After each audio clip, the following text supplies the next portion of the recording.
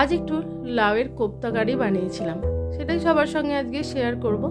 লাউয়ের কোপ্তা সবাই মোটামুটি বানায়, এটা দেখানোর কিছু নেই, কিন্তু আমি একটা স্পেশাল মশলা দিয়েছিলাম, তার জন্যই কিন্তু আজকে লাউয়ের কোপ্তাটা সবার সঙ্গে শেয়ার করছি।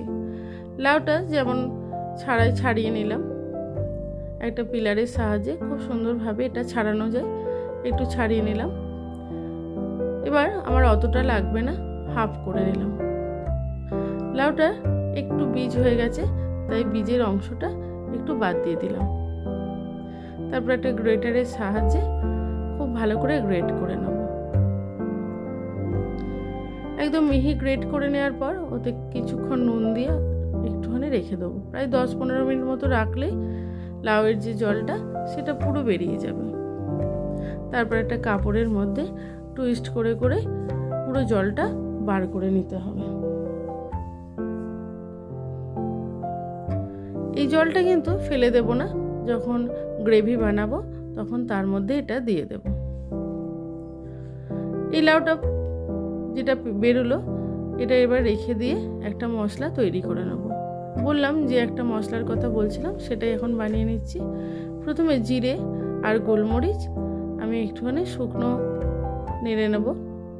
কিছুক্ষণ নাড়ার পর ওর মধ্যে বেশ কিছুটা তিল দিয়ে দেবো। তিলটা একটু ভেজে নিলে এর থেকে একটা সুন্দর গন্ধ বেরোয়, আর তখন এটা খেতে কিন্তু বেশ ভালো লাগে। তিলটা ভাজা হয়ে গেলে এর মধ্যে দিয়ে দেব কিছুটা বেসন। আমার যেহেতু অনেকগুলি কোপ্তা হবে, তাই আমি 6-7 চামচ বেসন দিয়েছিলাম। এটা পরিমাণ মতো দিয়ে নিতে হবে। এটা এবার খুব ভালোভাবে নেড়ে চেড়ে একটু নুন দিয়ে এটা ব্লেন্ড করে নিতে হবে, আধা ভাঙা করে নেব। নুন না দিলে কিন্তু তিল থেকে তেল বেরোবে, আর তখন ওটা কাদা কাদা মতো হয়ে যাবে।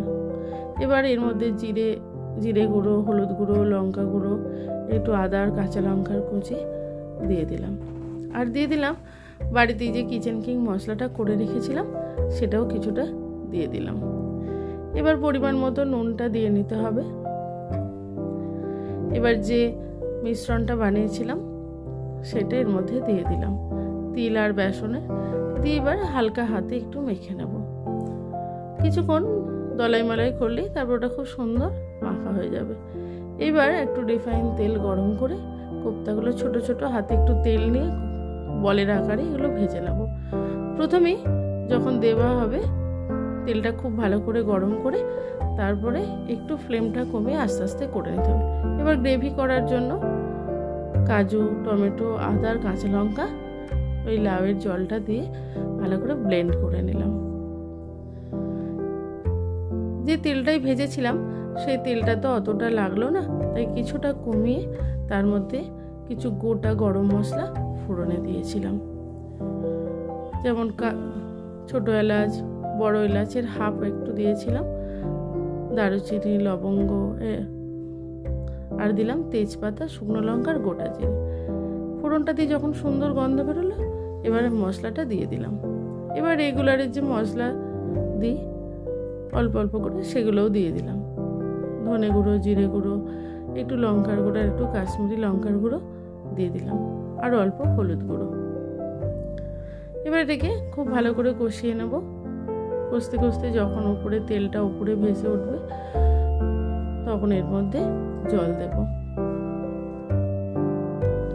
স্বাদ মতো নুন দিয়ে দিলাম, নুন আর অল্প একটু চিনি দিলাম। যে কোনো কোপ্তার আইটেমগুলোতে একটু মিষ্টি মিষ্টি স্বাদ হলে কিন্তু বেশ ভালো লাগে। তেলটা উপরে এবার ভেসে উঠেছে, লাউয়ের যে জলটা বেরিয়েছিল সেগুলো এর মধ্যে দিয়ে দিলাম। এবার খুব ভালো করে মিশিয়ে একটু ঢাকা দিয়ে প্রায় 5 মিনিট মতো ফুটতে দেব।